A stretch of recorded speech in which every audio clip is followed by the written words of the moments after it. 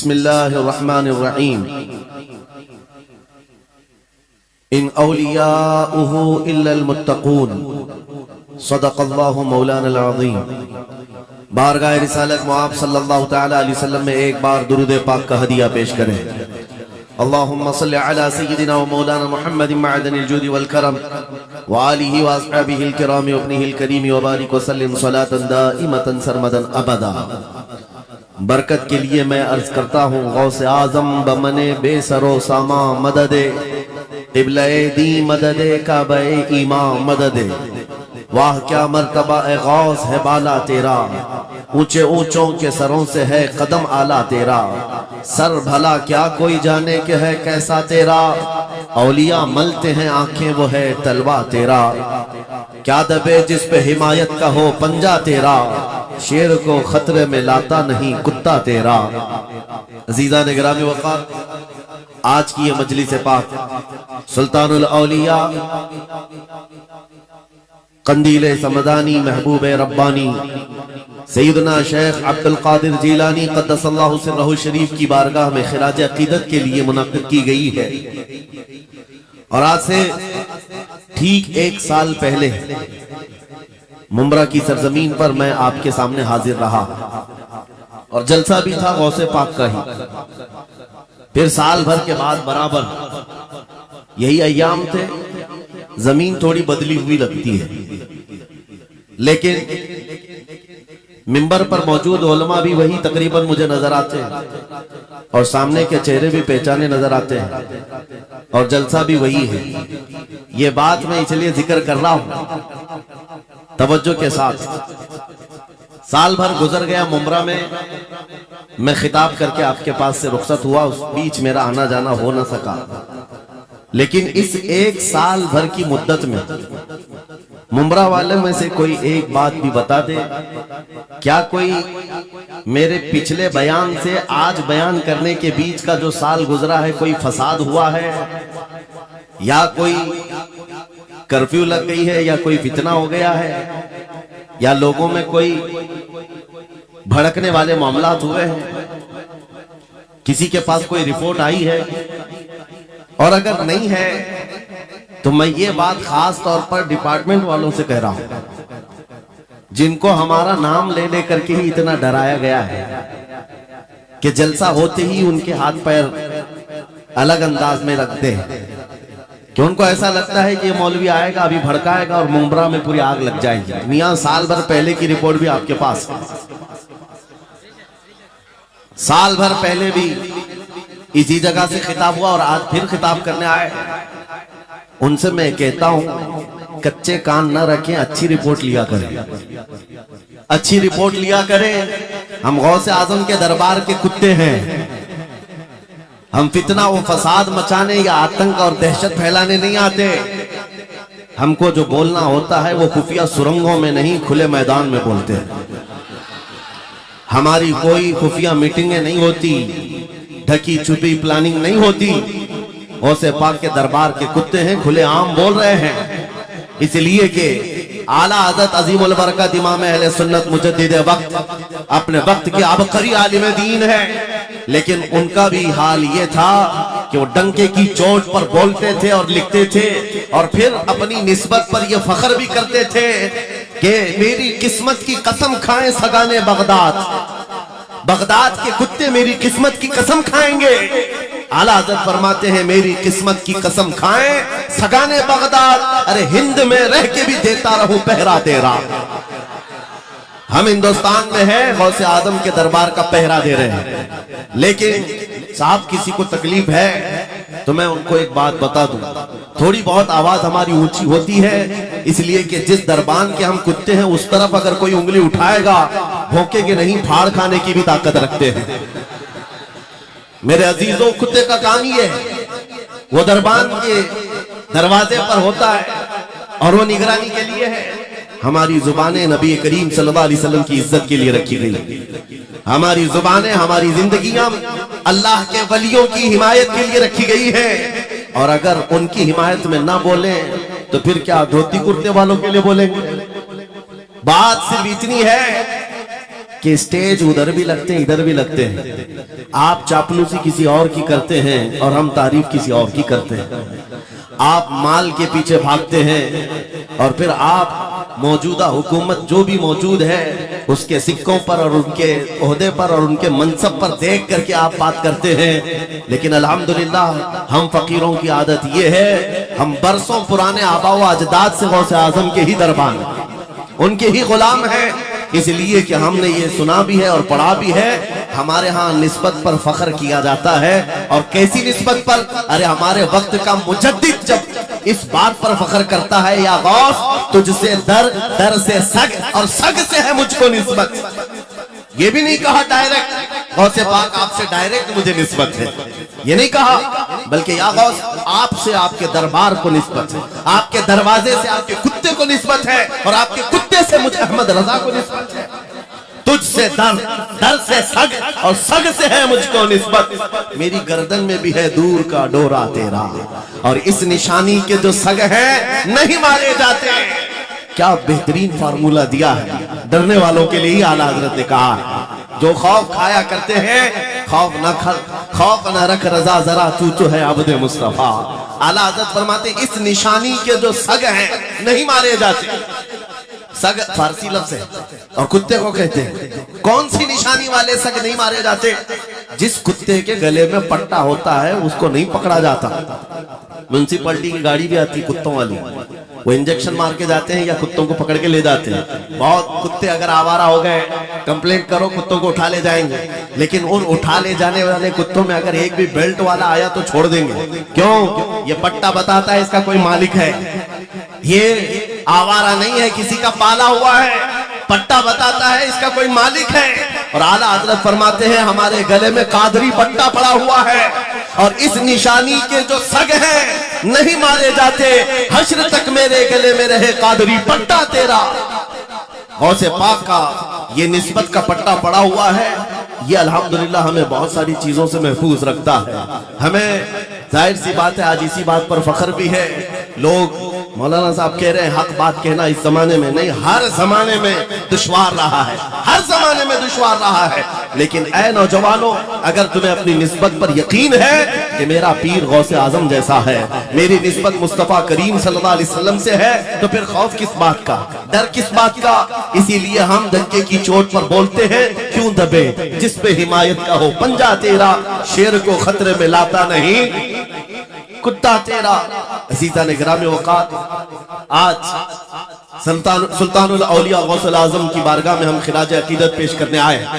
جو باتیں میں عرض کر رہا ہوں وہ غور سے سنیں۔ کرامات یہ اولیاء اکرام کی زندگی کا حصہ ہے، اللہ کی طرف سے انہیں دیا گیا۔ کرامت کیا ہے؟ ایسا محیر العقول کام، عقل کو حیرت میں ڈال دینے والا کام جو عام انسان نہیں کر سکتا، عام انسان کی عقل میں نہ آئے، اللہ کے ولی سے صادر ہونے والا ایسا کوئی کام، اس کو کرامت کہتے ہیں۔ لیکن کرامت اولیاء اکرام کی ولایت کو ثابت کرنے کے لیے ضروری نہیں۔ اولیاء اکرام کی ولایت کو ثابت کرنے کے لیے کرامت نہیں دکھائی جاتی، شریعت پر استقامت یہ ولایت کی علامت ہے۔ اگر وہ مضبوطی کے ساتھ ہر زمانے میں اپنے دین پر جمع ہوا ہے، وہ اللہ کا ولی ہے، وہ اللہ کا ولی ہے۔ آج بھی ہماری قوم اولیاء کو ڈھونڈنے پر لگی ہوئی ہے۔ سنو، اللہ کا ولی ڈھونڈنا چاہتے ہو تو ڈھونڈنے کے لیے نکلتے ہیں اور پیچھے پڑ جاتے ہیں، دیکھتے ہیں یہ ٹھوکر مار کر کے سونے کا سکہ نکال سکتا ہے کہ نہیں نکال سکتا ہے۔ اولیاء کو انہی باتوں پر آج بھی لوگ پرکھتے ہیں، سوچتے ہیں کہ ابھی بابا آسمان پر اڑیں گے تو میں سمجھ لوں گا اللہ کے ولی ہیں، پانی پہ چل کے دکھائیں گے تو میں سمجھ لوں گا اللہ کے ولی ہیں، میں یہیں بیٹھا ہوں اچانک میرے پاس پیسوں کا تھیلا کھول کے دے دیں اللہ کے ولی ہوں گے۔ یعنی تم ایک جگہ بیٹھے رہو، حلوہ کھلانے والے بابا جس کو تم سمجھو گے اللہ کا ولی ہے۔ میرے عزیزو، یہ جو چیزیں تم سمجھ بیٹھے ہو اللہ کے ولی کے لیے، یہ ضروری نہیں، بلکہ یہ دیکھو کہ وہ نبی پاک کی شریعت پر کتنا قائم ہے، میرے نبی کے راستے پر کتنی مضبوطی سے جمع ہوا ہے۔ میں آپ کو پوچھتا ہوں، سید الشہداء امام علی مقام امام حسین اعظم سے بڑھ کر اللہ کا ولی کون ہے؟ اللہ کا ولی کون ہے؟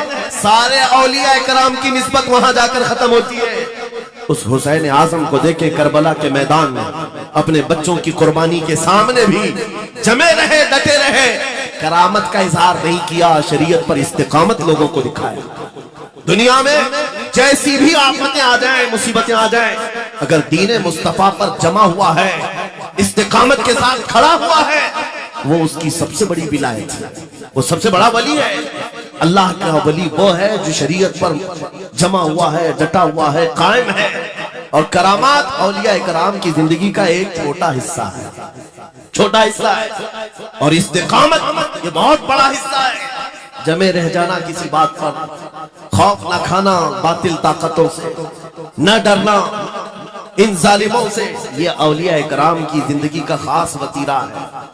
آج ہم سب کو جس چیز کی ضرورت ہے وہ کرامت کی نہیں، استقامت کی۔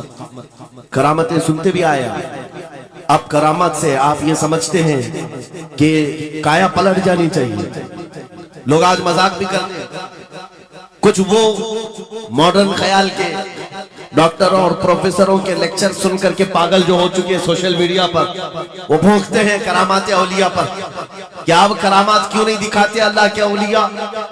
یہ جو حالات بدلے ہوئے ہیں، ان حالات میں ان کی کرامتوں سے زمین کیوں نہیں پلٹ جاتی؟ ظالموں کے منہ میں کیڑے کیوں نہیں پڑ جاتے؟ میرے عزیزوں، پوری دنیا کرامات سے نہیں چلائی جاتی، واللہ مسبب الاسباب، اسباب پر رکھا ہے۔ ایک مشہور زمانہ بزرگ حضرت محمد جام رحمت اللہ علیہ بغداد ہلاکو کے زمانے کے تھے، ہلاکو بادشاہ جس نے بستیوں کی بستیاں ویران کر ڈالی اور اتنے قتل کر دیا تھا، جہاں سے گزرتا تھا انسانوں کی کھوپڑیاں۔ اس کا جب بغداد پر حملہ کرنے کا ارادہ ہوا تو بغداد سے کئی میل دور اس کا لشکر لے کر وہ پڑاؤ کیا اور اپنے 2 سپاہیوں کو بغداد کا معائنہ کرنے کے لیے بھیجا، اور اس کی دہشت تاری تھی سب شہروں میں، ہلاکو اگر آ گیا تو ہلاک ہو جائیں گے، اس کے فوجی سب کو برباد کر ڈالیں گے۔ ہلاکو کا نام سنتے ہی لوگوں میں دہشت تاری ہوتی تھی، تو 2 سپاہی 2 فوجی ہلاکو کے بغداد معائنہ کرنے کے لیے آئے تو لوگوں میں کھلبلی مچ گئی، اب جائیں تو کہاں جائیں؟ تو حضرت محمد جام رحمت اللہ علیہ ایک بزرگ تھے، ان کے پاس لوگ دوڑتے ہوئے آئے اور وہ وضو فرما رہے تھے، ان کے ہاتھ میں پانی کا کھٹورا تھا، اور آ کر کے لوگ رونے لگے، حضور ہلاکو آ گیا، بغداد تباہ کر ڈالے گا، بغداد کو برباد کر دے گا، آپ بچا لیں، اللہ کے ولی ہیں، آپ دعا کریں۔ انہوں نے اپنی کھٹوری پلٹ دی اور کہا جاؤ، اللہ حفاظت کرے گا۔ روایت میں ملتا ہے کہ وہ 2 سپاہی ڈھونڈتے ڈھونڈتے رہ گئے، ان کو بغداد نظر ہی نہیں آیا، کوئی بغداد کا نہ گھر دکھا، نہ محل، نہ راستہ، کچھ نہیں۔ واپس وہ اپنے بادشاہ کے پاس جا کر کہتے ہیں ہم تو بہت ڈھونڈ کر کے آئے، بغداد ملا ہی نہیں۔ ہلاکو نے ان 2 سپاہیوں کو قتل کر دیا، کہا کہ تم جھوٹ بولتے ہو، مجھے بغداد کی روشنی یہاں سے دکھتی ہے اور تمہیں کیسے نظر نہیں آیا؟ یا تو تم نکمے ہو یا تو پھر میرے ساتھ دھوکہ کر رہے ہو، قتل کر دیا۔ دوسرے دن اپنے خاص 2 وزیروں کو بھیجا کہ جاؤ بغداد کا معائنہ کر کے آؤ، گلیاں، وہاں کی سڑکیں اور وہاں کی محلات، وہاں کی عمارتیں دیکھا۔ یہ 2 وزیر گئے اور ڈھونڈتے رہے، جیسے ہی وہ بغداد میں انٹر ہوئے، آج پھر لوگ ہلاکو کے ان وزیروں کو دیکھ کر دوڑے دوڑے بھاگتے ہوئے اس اللہ کے ولی کے پاس آیا، حضرت محمد جام۔ آج پھر رونے لگے، کہا ہماری بیویاں بیوہ ہو جائیں گی، ہمارے بچے یتیم ہو جائیں گے، سب مارے جائیں گے، آپ بچا لیں۔ آج پھر سے انہوں نے کھٹوری پلٹ دی، کہا جاؤ، اللہ حفاظت فرمائے گا۔ اللہ والوں کا یہ تصرف ہے، یہ کرامات ہے، وہ چاہیں تو پورے لوگوں کو پوشیدہ کر دیں ظالموں کی نظر سے۔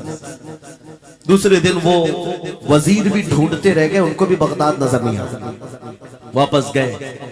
بادشاہ کے وہ بڑے معتمد لوگ تھے، کہا کہ ہم بھی گئے لیکن ہم کو بغداد نظر نہیں آئے۔ ہلاکو کو بڑا تعجب ہوا، ایسا کیسے ہو سکتا ہے؟ لوکیشن بالکل صحیح ہے، ہم سامنے ہیں، چند میل کے فاصلے پر ہے، اور ان کو بغداد نظر کیوں نہیں آتا؟ تیسرے دن اس نے کہا کہ اب کسی معائنے کی ضرورت نہیں، کوئی جائزہ لینے کی ضرورت نہیں، ہم ڈائریکٹ جاتے ہیں، فوج کو تیار کریں۔ پوری فوج کو لے کر کے جب تیار ہو کر وہ بغداد کے سرحد پر آ کر کھڑا ہو گیا، اس کے جنگ کا بگل بجا اور تباہی کے آوازیں آنے لگی، تو آج لوگ پھر دوڑتے ہوئے حضرت محمد جام کے پاس آئے اور ان سے رو رو کر گڑ گڑانے لگے، کہا آج تو آفت آ گئی، بڑی بلا آ گئی۔ توجہ سے سننا میرے عزیز، آج آپ اگر نہ بچائیں تو سب تباہ ہو جائیں گے، برباد ہو جائیں گے۔ آج آپ اپنی کٹوری اٹھا رہے تھے، انہیں غیب سے ندا آئی، اے میرے محبوب بندے، کب تک تم اپنی کٹوری اٹھا کر ان کو بچاتے رہو گے؟ ان کو مہلت دی گئی تھی اپنے اعمال درست کرنے کی، نہ انہوں نے توبہ کیا نہ اپنے اعمال درست کیے، ان کو ان کے حال پر چھوڑ دو۔ اللہ کے ولیوں کو حکم ہوتا ہے اللہ کا، اب انہیں نہ بچایا جائے تو ظاہر سی بات ہے وہ حکم الہی کے پابند ہیں۔ انہوں نے وہ کٹوری چھوڑ دی، پھر ہلاکو داخل ہوا بغداد میں، اور ایسی تباہی مچائی تھی کہ پورے بغداد کی سڑکوں میں صرف خون ہی خون تھا، تباہ و برباد کر دیا، اینٹ سے اینٹ بجا ڈالی۔ اس واقعے کو میں نے پڑھا، اس کے بعد یہ محسوس ہوا اللہ کے اولیاء کرام مدد ضرور کرتے ہیں لیکن ایک وقت تک، جب وہ وقت آ جائے اللہ کی طرف سے منع ہو جائے کہ یہ قوم بڑی سرکش ہے اب ان کی مدد نہ کی جائے، تو پھر یہ ہاتھ اٹھا لیا کرتے ہیں اور ان کو حالات پر چھوڑ دیا جاتا ہے۔ عزیزان گرامی وقار، اولیاء کاملین کی کرامتوں پر بھونکنے والوں سے بھی میں یہی کہوں گا، وہ چاہیں تو پل بھر میں حالات ہمارے بدل دیں، چاہیں تو زمین کو الٹ پلٹ دیں، لیکن وہ اللہ کے حکم کے پابند ہوتے ہیں۔ اور لوگوں کے لیے یہ بات ہے، نصیحت ہے کہ جب ایسے حالات آ جائیں آپ ادھر ادھر بھاگنے کی بجائے پہلے اپنے دل کی طرف دیکھیں، کہیں میرے گناہوں سے دل کے دھبے بڑھ تو نہیں گئے، میرا دل سیاہ تو نہیں ہو گیا۔ سچ بتاؤ میرے عزیزو، اتنے سخت حالات کے بعد کتنے لوگوں کو ایسی توفیق ہوئی کہ رات کا اندھیرا چھا گیا ہو اور توبہ کرنے کا جذبہ بڑھ گیا ہو، رات کے وقت بیٹھ کر کے رونے لگ گیا ہو۔ فلسطین کے غزہ کے ان مسلمانوں کی حالت زار کو دیکھ کر روح اگر تڑپتی ہے اور تم اپنے اعمال کی صحت اور درستگی کے لیے توبہ کر لے جاتے ہو، یہ بہت بڑی نعمت ہے اللہ کی، پھر تمہیں کسی کرامت کی ظہور کی ضرورت نہیں، تمہارا بدلنا ہی دنیا کے حالات کو بدل دے گا، سب بدل جائے گا۔ لیکن اگر انہی حالات پر باقی رہے تو پھر کرامت سے بھی تم نہیں بدلو گے اور نہ حالات بدلیں گے، کوئی چیز نہیں بدلے گی۔ ان اللہ لا یغیر ما بقوم حتی یغیروا ما بانفسہم، قرآن میں میرا مولا فرماتا ہے بے شک اللہ تعالیٰ اس وقت تک کسی قوم کی حالت نہیں بدلتا جب تک اس قوم کو خود اپنی حالت بدلنے کا خیال کرے۔ ہم اپنی جانب سے شروعات کریں اور پھر حالات خود بدل جائیں، حالات خود بدل جائیں۔ سرکار سیدنا غوث اعظم عبد القادر جیلانی رضی اللہ تعالیٰ عنہ جس حال میں بغداد تشریف لائے تھے، اس زمانے کو یاد کریں، اس زمانے کو یاد کریں۔ وہ ایسا زمانہ تھا کہ اس وقت حق بولنا ایک جرم ہو گیا تھا، شیعہ نواز خلیفہ موجود تھے، حضرت ابوبکر حضرت عمر کا نام لینے پر بھی مسجد کے دروازے پر کوڑے مارے جاتے تھے۔ یہ وہ حالات تھے، علماء کی زبانیں گنگ تھی، بول نہیں پاتے تھے، خطبہ کیا دینا ہے وہ بالکل سکرپٹڈ، جو خلیفہ وقت چاہے بس اتنا ہی۔ آج جیسے سعودیوں کے ہاں یہ رواج ہے، بادشاہ کی حمایت میں اور بادشاہ جیسا چاہے ویسی مسجد کا مولوی بھی بولتا رہے۔ شریعت کیا کہہ رہی ہے، میرے مصطفیٰ کریم صلی اللہ تعالیٰ علیہ وسلم کی تعلیمات کیا کہہ رہی ہے، اس سے کیا سروکار، بس اتنی باتیں کرو جتنی ان کے بادشاہ کی حمایت کی۔ یہ دور غوث اعظم کے زمانے کا بھی تھا، اس وقت حق بولنا ایک بہت بڑا جرم تھا، علماء کو کوڑے مارے جاتے تھے۔ آپ کو پتہ ہے اسی بغداد میں صرف ایک حق بات کا اعلان کرنے کی وجہ سے امام احمد بن حنبل کو 300 کوڑے مارے گئے تھے، ان کی پیٹھ جھک گئی تھی، ان کی ریڑھ کی ہڈی ٹیڑھی ہو گئی تھی۔ کوڑا کس کو کہتے ہیں، کوئی رسی کو نہیں، چمڑے کا وہ بیلٹ جس سے وہ مارتے تھے تو جسم کی چمڑی لگ کر کے آ جاتی تھی۔ 100 کوڑے میں تو آدمی مر جاتا تھا، کوئی بچ گیا بچ گیا۔ 300 کوڑے کھائے اس امام کی بات کر رہا ہوں جس کو میرے نبی کی 5 لاکھ حدیثیں یاد تھی، وہ امام احمد بن حنبل، اتنے بڑے امام الحدیث کوڑے کھاتے تھے تو کس بات پر، صرف حق بات کا اعلان برسر پیکار کرتے تھے، سب کے سامنے کرتے تھے۔ انہوں نے کوئی بادشاہ کی روح رعایت نہیں کی، انہوں نے یہ نہیں دیکھا کہ یہ کیا چاہتے ہیں، بلکہ ہمیشہ یہ دیکھا کہ میرے نبی کی شریعت کیا چاہتی ہے۔ میرے عزیزو یہی بڑی کرامت ہے، غوث اعظم کی بڑی کرامتوں میں سے کرامت یہ ہے، اس زمانے میں آپ بغداد تشریف لائے جب حالات ایسے تھے کہ حق بولنا دشوار تھا، اور آپ جب مسجد کی ممبر پر کھڑے ہو کر اعلان کرنے لگ گئے، ہیبت ایسی طاری تھی کہ کوئی آپ کو روک نہ سکا، اور آپ کی یہ حقانیت کی تبلیغ پھیلتی گئی۔ شروع میں 10 لوگ، پھر 20 لوگ، پھر 100 200، پھر 1000 2000۔ غوث اعظم نے چند مہینوں میں جو خطبات دیے، آپ کے خطبات کا عالم یہ تھا کہ پھر 70,000 کا مجمع برابر سننے کے لیے آیا تھا۔ اور غوث اعظم کا یہ خطبہ ایک نہیں، ہزاروں خطبات ہیں۔ جب آپ خطبہ دیتے تھے، ایک بات یاد رکھیں، زبان اگر پاک ہو اور اللہ کی نبی پاک کی شریعت طاہرہ بولتی ہو، اس زبان میں بھلا کا اثر ہوتا ہے، اللہ کریم کی طرف سے اثر ڈالا جاتا ہے۔ حق بات اگر بلند آواز سے کہو، یہ مت دیکھو کہ میں کون ہوں، یہ دیکھو کہ کلام کس کا ہے۔ اللہ کریم لوگوں کے دلوں پر بات ڈالتا ہے۔ غوث اعظم کی زبان سے نکلے ہوئے کلمات ایسے ہوا کرتے، مجمع ختم ہونے سے پہلے پتہ نہیں کتنوں کی تو لاشیں اٹھائی جاتی تھی، کتنے تو وہاں بے ہوش ہو جاتے۔ کس بات پر؟ اتنا اثر کرتا دل پر کہ لوگ کپڑے پھاڑ لیتے تھے۔ خطبے کے اندر، بیان کے اندر ایسا اثر ہوتا کہ لوگ بیٹھے بیٹھے مدہوش ہو جاتے، کوئی جوش حال میں کپڑے پھاڑ ڈالتے۔ روایات میں بتایا گیا کوئی ایک مجمع بھی ایسا نہیں جس میں حضور غوث پاک کی تقریر کے بعد جنازہ نہ اٹھایا گیا۔ ہر خطابت کے بعد، اور بولتے کیا تھے؟ حیرت کی بات ہے میرے عزیزوں، آج بعض لوگ یہ کہتے ہیں ہم بھی بہت ساری چیزیں بیان کر رہے ہیں، میں اپنے لیے بھی نصیحت اور سارے علماء کے لیے بھی کہتا ہوں، لوگوں کے پلے نہیں پڑتی، لوگوں کے کانوں میں نہیں جاتی۔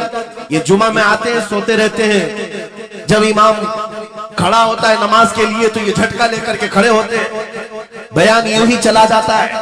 میرے عزیزوں، دو چیزوں کی پابندی ضروری ہے۔ میں نے پڑھا تھا امام احمد بن حنبل، نہیں حضرت سفیان ثوری رضی اللہ تعالیٰ عنہ، حضرت سفیان ثوری نصیحت کر رہے تھے، اور جب وہ نصیحت کرتے تو لوگ رو پڑتے تھے، آخرت کو یاد کرتے، قبر کی ہولناکیوں کا تذکرہ کرتے تو لوگ رونے لگتے۔ ایک بندہ تھا، وہ مجلس میں آیا کرتا اور خاموش بیٹھتا، اور اس پر کچھ بھی اثر نہیں۔ ایک دن اس نے پکڑ کر کے پوچھا حضرت سفیان سے، آپ جب بیان کرتے ہیں تو لوگ دھاڑے مار مار کر روتے ہیں، مجھے تو کچھ نہیں ہوتا، میں تو ایسی بیٹھا رہتا ہوں۔ آپ نے کیا فرمایا؟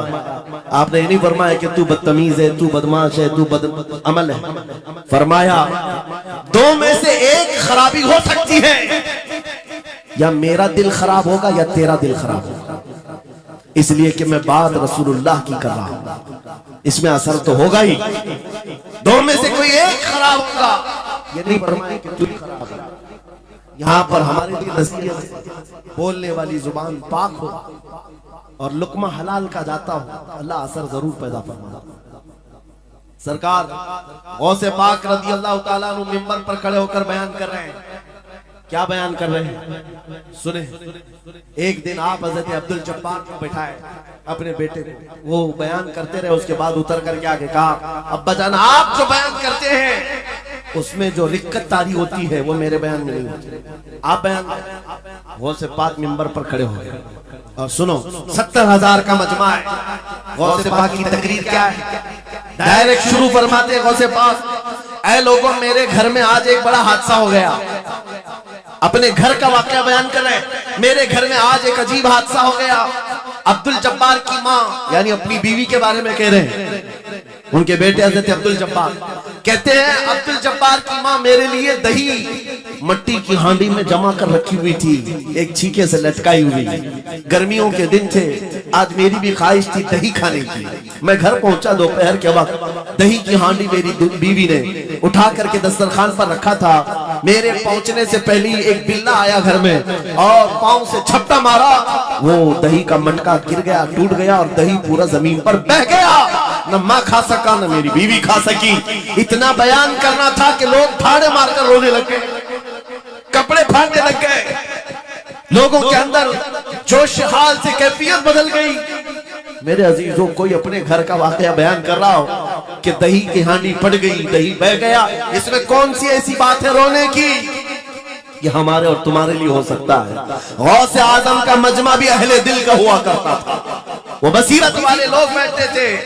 غوث پاک کیا بیان کر رہے تھے؟ غوث پاک کے بیان کا مطلب یہ نہیں ہے کہ ان کی بیوی دہی کی ہانڈی جمائی تھی اور ان کے لیے کھانے کا انتظار کر رہی تھی۔ غوث اعظم اپنے واقعے سے دنیا کی حالت بتا رہے تھے، اے لوگو، جس طرح میرے گھر میں آج میرے کھانے سے پہلے دہی کا مٹکا ٹوٹ گیا اور دہی بہہ گیا، سب کی حالتیں تقریباً ایسی ہوتی ہیں۔ انسان اپنے لیے اتنا کماتا ہے، مال جمع کرتا رہتا ہے، اور جب اس کے کھانے کا وقت آتا ہے ملک الموت پنجہ مار کر روح نکال لیتا ہے اور سارا مال اس کا دھرا کا دھرا رہ جاتا ہے، نہ وہ چکھ پاتا ہے نہ کھا پاتا ہے۔ غوث پاک رضی اللہ تعالیٰ عنہ یہ دنیا کی حالات بتا رہے تھے۔ میرے عزیزوں، آج بھی وہی حالات ہیں ہمارے، آج بھی وہی حالات ہیں۔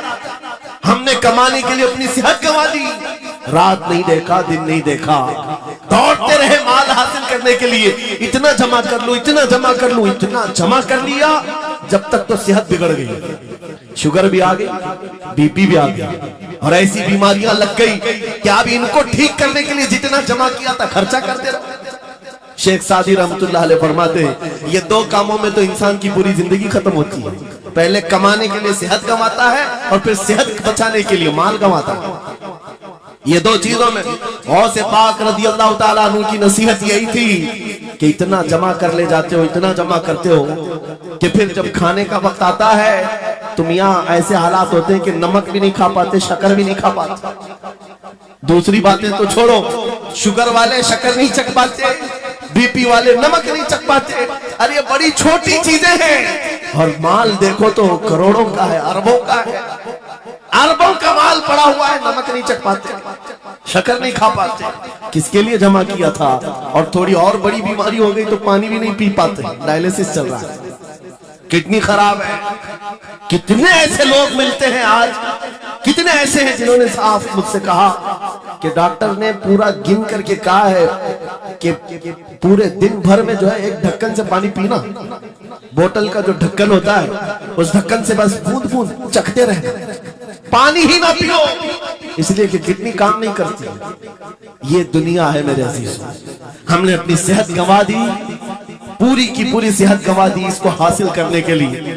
اسی کو میرے امام اہل سنت فاضل بریلوی نے کہا تھا، شہد دکھائے زہر پلائے، قاتل ڈائن شوہر کچھ، اس مردار پہ کیا للچائے، دنیا دیکھی بھالی۔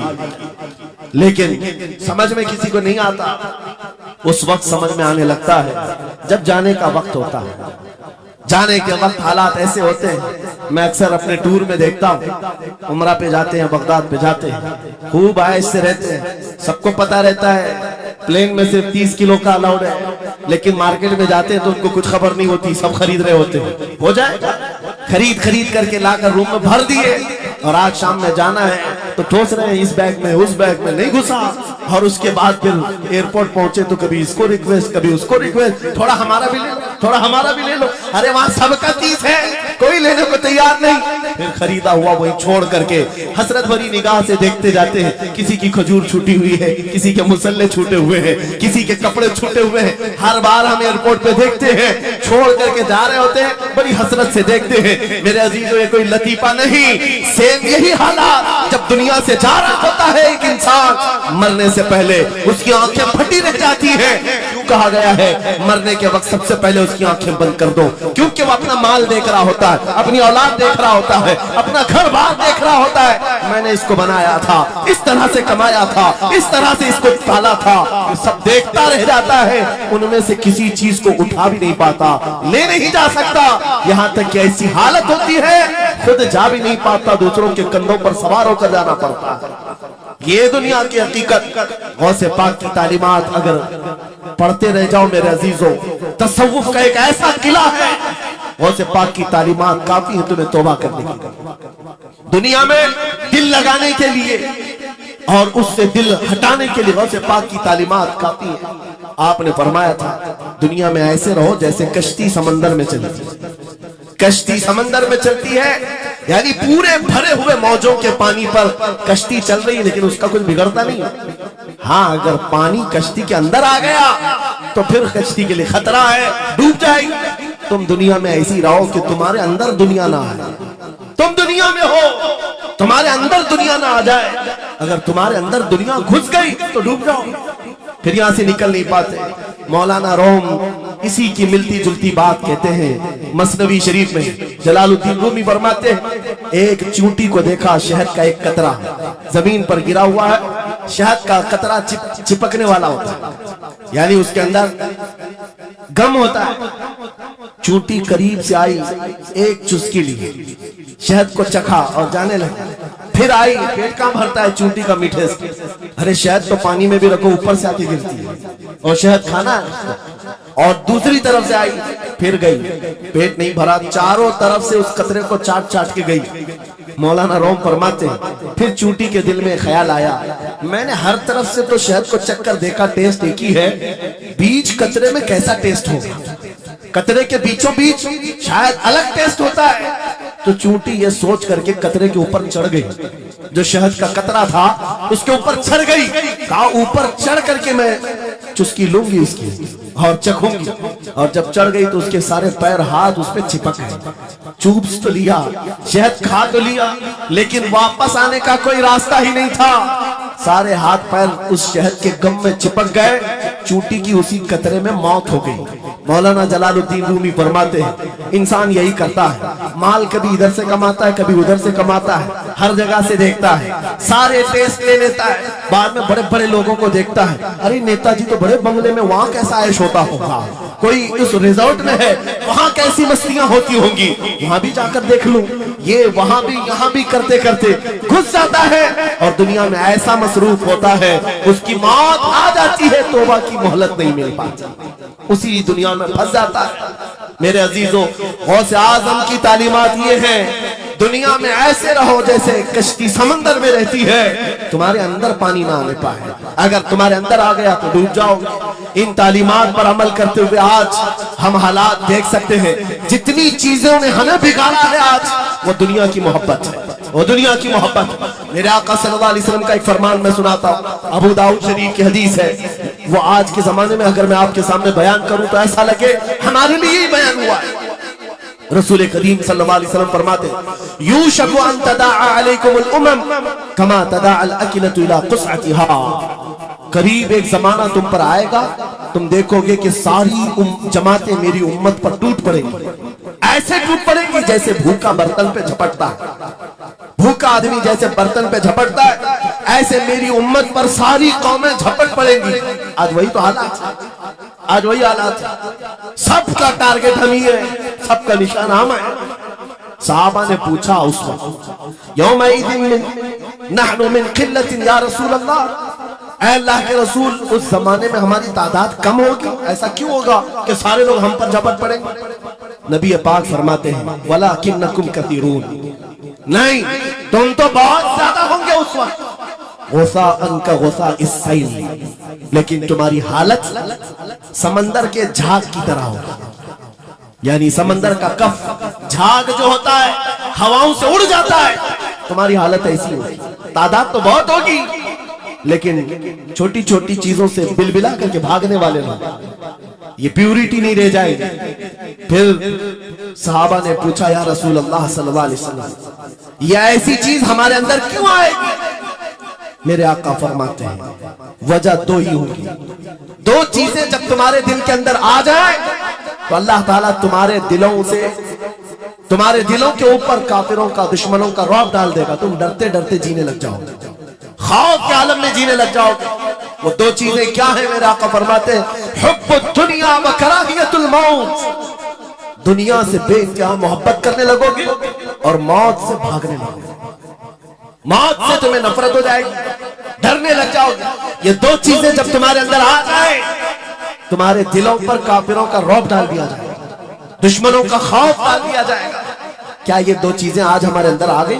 اے نوجوان، دنیا میں ایسے مست ہو گئے، ہر ایک کو اپنی مصلحت ہے، میری دکان کیسے چلے گی، میرا بزنس کیسے چلے گا۔ مولانا تو تقریر کرتے ہیں، یہ بولتے ہیں ان کو کچھ ہو گیا ہمارے بچوں کا کیا ہوگا، یہ ساری مصلحتوں کی باتیں میں سن سن کر کے پک گیا۔ بہت سارے لوگوں کو تو یہ لگتا ہے ان کے ساتھ مت بیٹھو ورنہ کل کو ان پکڑ کے لے جائیں گے تمہارا بھی نام آ جائے گا۔ بہت سارے اسٹیج پر علماء کے حالات پر ابھی تو چل رہا ہے جس دن کوئی ٹارگٹ پر آئے ادھر ادھر بیٹھنے سے بھی ڈرنے لگے. ان کے اوپر اتنے کیس ہیں, بازو بیٹھنے والوں کی بھی حالت خراب ہو جائے, ہمارا بھی نام نہ آ جائے. میرے عزیزو یہ سب کیدڑ بھپکیاں ہیں, تمہارے ایمان کا امتحان ہے. میں تو یہی کہتا ہوں ہمارے ساتھ کوئی معاملہ نہیں. وہی بات میں کہتا ہوں جو اکبر الہ آبادی نے کہا تھا, رقیبوں نے رپورٹ لکھوائی ہے جا جا کے تھانے میں کہ اکبر نام لیتا ہے خدا کا اس زمانے میں. یہی رپورٹ لکھواتے ہیں جا جا کر کے. ہماری بھی جہاں رپورٹ لکھی ہوئی ہوگی بات یہی ہوگی کہ یہ رسول اللہ کا نام لیتا ہے اور ان کے نام پر لوگوں کو بات کرتا ہے, یہی رپورٹ ہوگی. اور اس بارے میں ہم کبھی ڈرتے ہیں. میں آپ کو بتاؤں اتر پردیش میں وہاں کے حالات تو پتہ ہے, بلڈوزر کی حکومت چلتی ہے. لیکن میرے عزیزوں ایک مولانا صاحب نے کہا آپ کے ساتھ جلسے میں بیٹھ کر میں لبیک لبیک کے نعرے لگا رہا تھا, دوسرے دن مجھے تھانے بلا لیا اور پھر مجھے بہت زیادہ معاملات ہو گئے. کہا کہ مولانا تم ہی نعرے لگا رہے تھے, آپ لوگ نہ ڈریں یہاں پر. تو انہوں نے مجھ سے کہا, میں کہا کیا ہوا, پھر کچھ ہوا؟ کہا مجھ سے کہہ رہے تھے کیس ہو جائے گا, حالات بگڑ جائیں گے, خراب ہو جائے گا. میں نے کہا فخر کرو مولانا اس بات پر, دنیا چوری کر کے تھانے جاتی ہے اور تم نبی کا نام لے کر جا رہے ہو, کون سا مسئلہ ہے؟ بات صرف اتنی ہے میرے عزیزوں, ہم بولتے رہیں گے اس وقت تک جب تک اللہ تبارک و تعالیٰ نے زبان رکھی ہے. نبی پاک کی عظمت اور نبی پاک کی شریعت اور اولیاء امت کی مدحت بیان کرنا جرم ہے. یہ جرم ہم 1000 بار کریں, اگر یہ جرم ہے 1000 بار کریں, بلکہ ہم دار پر بھی پھانسی کے پھندے پر بھی یہ جرم کریں گے, کیونکہ ہمارے اسلاف نے ہمیں یہ بتایا ہے جو جان مانگو تو جان دے دے, جو مال مانگو تو مال دے دے, مگر یہ ہم سے کبھی نہ ہوگا نبی کا جاہو جلال دے دے.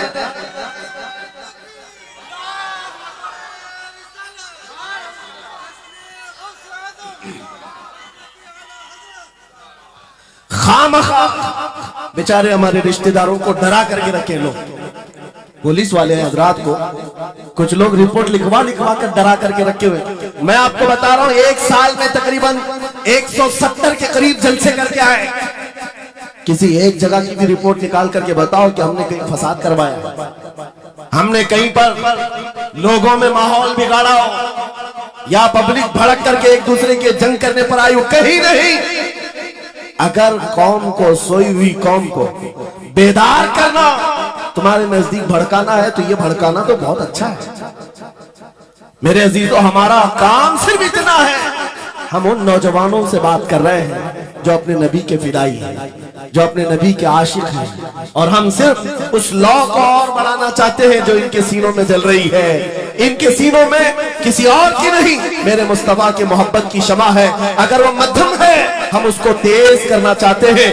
بس میرے نوجوان سے میرا مطالبہ صرف اتنا ہی ہے, کسی کی جے وجے کیوں پکارے, کیا غرض ہم کو, ہمیں کافی ہے سید اپنا نعرہ یا رسول اللہ, ہمیں کافی ہے سید اپنا نعرہ.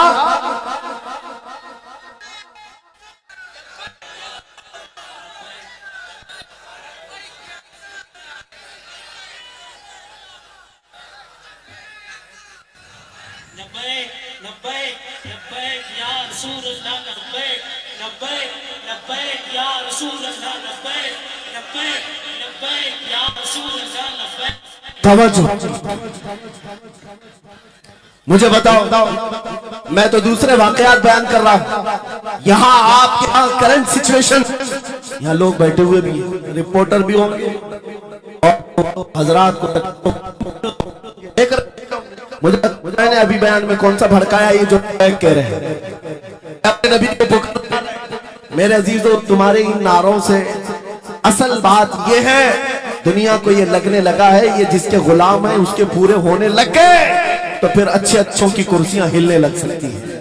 اس لیے کہ اس قوم کی تاریخ سب کو پتا ہے, یہ وہ قوم ہے ٹل نہ سکتے تھے جنگ میں, اگر اڑ جاتے تھے پاؤں شیروں کے بھی میدان سے اکھڑ جاتے تھے, حق سے سرکش ہوا کوئی تو بگڑ جاتے تھے, ارے دیکھ کیا چیز ہم توپ سے بھی لڑ جاتے تھے. یہ ہماری تاریخ ہے, دنیا کو پتا ہے دشت و دشت ہے دریا بھی نہ چھوڑے ہم نے, بحر ظلمات میں دوڑا دیے گھوڑے ہم نے. اقبال نے کہا ہے تھمتا نہ تھا کسی سے سیل رواں ہمارا, کچھ بات تو ہے کہ مٹتی نہیں ہستی ہماری. صدیوں رہا ہے دشمن دور زماں ہمارا, باطل سے ڈرنے والے اے آسماں نہیں ہے ہم, 100 بار کر چکا ہے تو امتحان ہمارا. اسی بات کو لے کر کے موڑ کے بگاڑ کر کے پیدا کیا جاتا ہے. حالات خراب ہو جائیں گے آپ کے بیان کے, حالات خراب نہیں ہوں گے. ایمان اگر مضبوط ہو جاتا ہے تو حالات خراب کبھی نہیں ہوتے, حالات خراب نہیں ہوتے. آج اے سنی مسلمان, غوث پاک رضی اللہ تعالیٰ عنہ کی نسبت اگر کامل ہے, یہی بات سن لو. وقت ختم ہونے کو آ گیا, میں اپنے وقت پر سمیٹ لوں. آپ ممبر پر خطبہ دے رہے ہیں, علماء بھی توجہ کریں گے کیونکہ یہ بھی ممبر پر خطبہ دینے کے لیے کھڑے ہوتے ہیں اور جمعہ میں مسجد پر مائک لے کر کے بیان کرتے ہیں آدھا گھنٹہ پونا گھنٹہ. اب تو حالات ایسی آئیں گے ان کے ساتھ. اب تک تو ٹرسٹیوں کی چٹھیاں آتی تھی, صدر سیکریٹری بولتا تھا مولانا یہ نہیں بولنا وہ نہیں بولنا. ابھی اس کے بعد اور آگے سے بھی آئیں گے اور چٹھیاں آئیں گی کہ مولانا ابھی آپ کو کیا بولنا ہے اس جمعہ میں. یہ ڈرے بھٹکے ہوئے لوگ جو علماء کی گردنوں پر راج کرتے ہیں, ان سے بھی میں کہتا ہوں کھول دو, آزاد کر دو ان زبانوں کو جو میرے مصطفیٰ کی ہیں, جو نبی پاک صلی اللہ علیہ وسلم کی ہیں. ان کی زبانوں پر تالے نہ لگاؤ. یا علماء تمہارے دین کے محافظ ہیں, تمہاری نسلوں کی شریعت کے محافظ ہیں. آج ان کی زبانوں کو بند کرو گے, کل تمہارے بچے نبی کا نام لینے سے گھبرانے لگ جائیں گے, ڈرنے لگ جائیں گے. علماء کے گلوں میں اور ان کی گردنوں میں رسیاں نہ ڈالو. یہ تو ان ظالم ٹرسٹیوں سے کہتا ہوں, باقی علماء سے کہتا ہوں اگر حالات ایسے آ گئے ٹھوکر مار دو ان کی نوکریوں کو. ایک دروازہ اگر یہ بند کرتے ہیں میرا مولا 70 دروازے اور کھولے گا.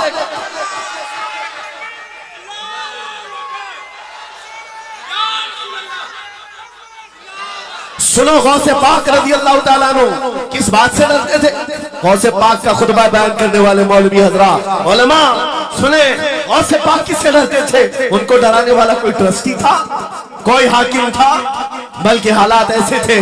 ایک بار خطاب کر رہے ہیں مجمع میں, بہت بڑا مجمع ہے, خطاب کے بیچ درمیان ابھی واز ہو رہا, ایک کالا سانپ گر گیا آپ کے کندھے پر. سانپ گر گیا اور گرا ہی نہیں, گر کر کے پھر وہ آپ کے گلے کے اندر سے داخل ہو گئے, آستین میں آئے, آستین میں آیا اور پھر ادھر آیا. وہ لوٹ لوٹ کرتا رہا.